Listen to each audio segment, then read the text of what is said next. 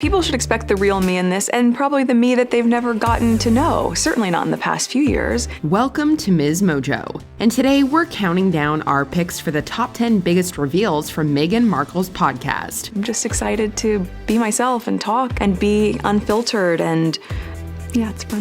For this list, we'll be looking at the most surprising pieces of information shared in the first 3 episodes of Archetypes. Which interview from the podcast did you find the most interesting? Let us know in the comments. Number 10. Serena Willliams is afraid of open water.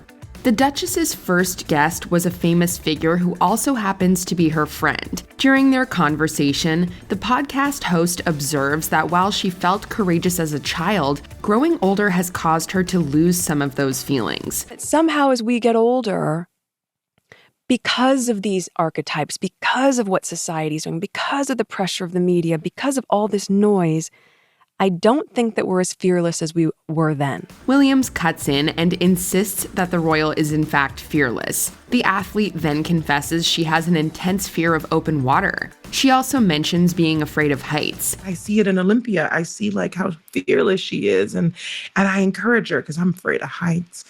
And I just be like, oh, this is great. And she like embraces it because I don't want her to take on my fears. With incredible athleticism and the ability to perform under pressure, the tennis player is one of the greatest of her time. To learn that she has these kinds of fears makes her slightly more relatable. There's a healthy fear and, kind of there's like a godly fear as well. And it's not a bad thing. It's just a precaution that we need. Number 9. Mariah Carey's diva demands are for laughs. In each episode of the podcast, the Duchess of Sussex examines a different label and how it relates to women. The second episode tackles the diva archetype, so who better to feature than Mariah Carey? I mean, we're sitting here looking at each other over a screen, and she's wearing this silk embroidered gown that's wrapped around her with gorgeous canary diamonds dripping down her neck. The New York native is undoubtedly one of the greatest prima donnas from contemporary pop culture. A 2002 MTV Cribs special showed her at her most high maintenance. I don't recall wearing this lately. Take it back. From refusing to sit up straight to wearing 4-inch heels on a Stairmaster, the singer came across as a little ridiculous. 2 decades after the home tour, she reveals to the American-born royal that she plays into the image for laughs, or at least half of it. Exaggerated or not, Carey's over-the-top personality is certainly entertaining. The diva thing evolved and it continues to evolve, and I play with it. It's for laughs. Yes, some of it is very real because I am walking around like this right now in my house. I promise you. Number 8. Meghan thought the media must have mixed her up with Serena. The 2 famous friends have many things in common. They were born in the same year and both grew up in or around Los Angeles. Both of us at 11 years old, growing up in LA, that was the time that I found a commercial to be sexist, and I wrote the letters and that commercial got changed. That's the same time you at 11 years old, when someone says, if you were a tennis player, who would you want to be like? And you say, I'd want other people to be like me. Meghan even jokes that both women like redheads. These similarities apparently made the Duchess wonder if an infamous article about her had mixed up their hometowns. When they said, Harry's girl is straight out of Compton, I was like, are they talking about Serena? She mentions that she was once reported to have been, quote, almost straight out of Compton, and that those origins were presented as problematic. I'm not from Compton. I've never lived in Compton. My mom doesn't live in Compton. But by the way, what's wrong with Compton? While Meghan herself is not from Compton, Willliams lived in the city south of downtown LA from the ages of 4 to 9. The article in question was published in British tabloid The Daily Mail and has been held up as a prime example of racist commentary around Meghan in the media. Number 7. Meghan feels defensive when called a diva. While the second episode of her podcast focuses on the diva, Meghan doesn't directly associate herself with the term until her conversation with Carey. The pop star insists that the Duchess has had her own diva moments. Don't diva even moments act do like, I give you?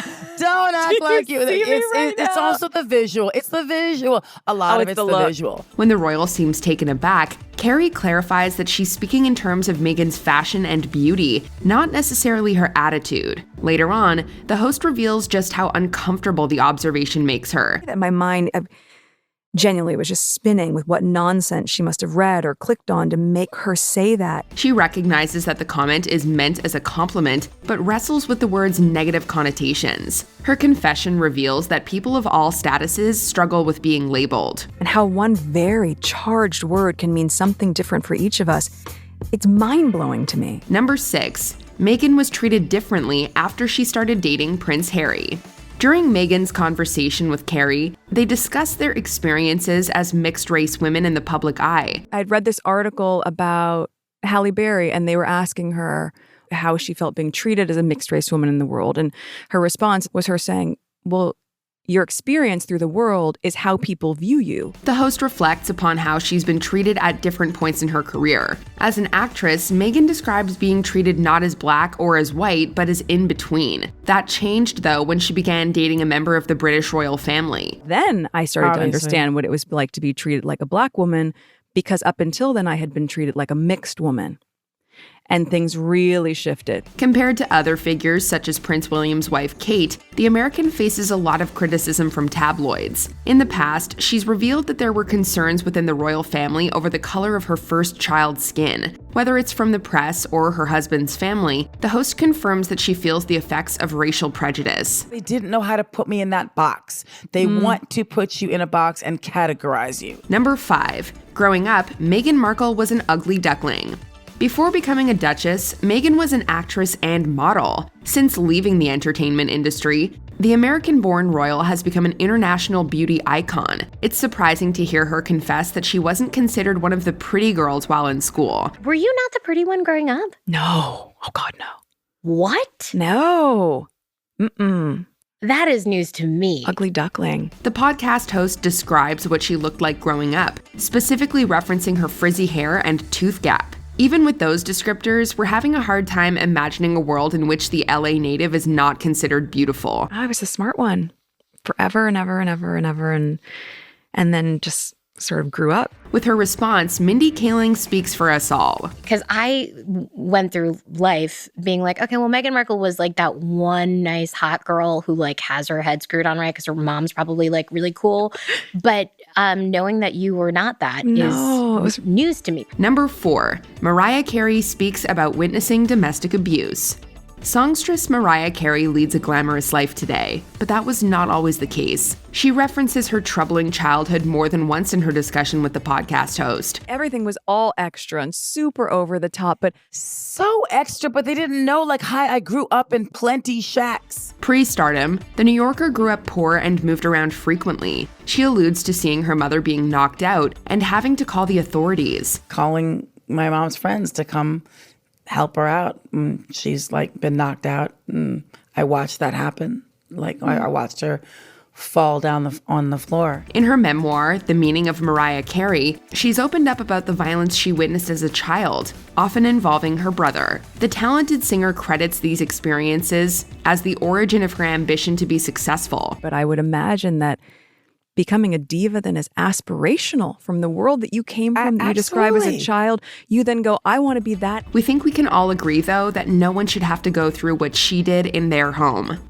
Number 3. The fire in Archie's room. While trading parenting stories with Serena, the podcast host recalls a terrifying incident from before her daughter Lilibet was born. On tour in South Africa in 2019, Meghan and Harry left their son Archie with his nanny in order to attend a speaking engagement. After completing her duties as Duchess, the mother was informed by her staff of a fire in the nursery. The heater Gosh. in the nursery caught on fire. There was no smoke detector. Someone happened to just smell smoke down the hallway, went in, fire extinguished. He was supposed to be sleeping in there. It's only by chance that Archie wasn't in the room napping when the disaster occurred. Despite the nearly tragic accident, Meghan was advised not to cancel her next official engagement. I said, this doesn't make any sense. Can you just, Why did you not bring him? I was like, can you just tell people what happened? This story makes us wonder what else goes on with the royal family that we don't know about. The focus ends up being on how it looks instead of how it feels. And part of the humanizing and the breaking through of these labels and these archetypes and these boxes that we're put into is having some understanding on the human moments behind the scenes that people might not have any awareness of. Number 2, Meghan gave Serena Williams advice on her retirement. In the summer of 2022, the accomplished tennis player authored a column for Vogue explaining her decision to step away from the sport. I've been thinking of this as a transition. Maybe the best word to describe what I'm up to is evolution. I'm evolving away from tennis toward other things that are important to me. Williams' announcement to retire was a surprise to the public, but the Duchess knew it was coming beforehand. In fact, she and her royal husband had given counsel to their friend regarding the matter. He was trying to knock some sense into me, and I'm just like, I think I think both of us, or the three of us, really know that sometimes the right decision isn't the easiest decision. It's a hard decision. Yeah. In the podcast, the guest reveals just how much the host's support means to her. As someone who quit acting to embark on a new life as a member of the royal family, Meghan must know a thing or two about leaving an industry. One specific part of you, a huge part of you, has stopped in the way that you've known it, but it doesn't mean that it stops being a part of you, and it doesn't mean that you as a person stop. No, you evolve into something else. Before we continue, be sure to subscribe to our channel and ring the bell to get notified about our latest videos. You have the option to be notified for occasional videos or all of them. If you're on your phone, make sure you go into your settings and switch on notifications. Number 1. Meghan said she came to feel a negative connotation behind the word ambitious. The podcast host has always been a go-getter. She was only 11 years old when she wrote a letter to the president of Procter & Gamble. The Californian began her career in the entertainment industry with ambitious aspirations, eventually landing the role of a main character on the American legal drama Suits. Trust me, I've given dozens of these, and without fail, whatever new hotshot it is thinks that because I'm just a paralegal, that I will somehow be blown away by his dazzling degree. Let me assure you, I won't. It wasn't until she began dating a member of the royal family that the Duchess realized having ambition could be considered bad. She observes that it's only women who are criticized for pursuing success. So since I felt the negativity behind it, it's really hard to unfeel it. I can't unsee it either in the millions of girls and women who make themselves smaller. The double standard seems unfair, especially considering that Prince Harry's grandmother was history's longest-serving British monarch. The host's revelation isn't a nice one, but she and her guests are proof that women succeed even when they face opposition. Hopefully we can teach our girls to continue to raise their hand and to be fearless. Do you agree with our picks? Check out this other recent clip from MsMojo and be sure to subscribe and ring the bell to be notified about our latest videos.